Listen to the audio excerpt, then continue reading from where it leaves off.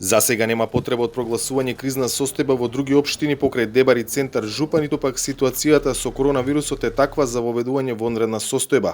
Ова се дел од заклучоците од вечерашната седница на Советот за безбедност. Членовите на ова тело се согласиле дека државата во овие услови е соодветно поставена за да се справи со заразата.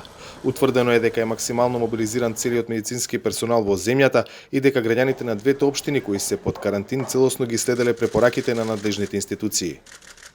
Сакам да упатам во име на Советот за безбедност апел до граѓаните да ги почитуваат стриктно, ама баш стриктно, сите мерки кои се предложени и познати преку доставни до сите нив и соопштени до сите нив преку средствата за јавно информирање. Утре на Пладне во претседателскиот кабинет е закажана лидерска средба на која се очекува одлука за одложување на парламентарните избори кои уште лани во октомври беа договорени за 12 април, а формално распишани на 16 февруари.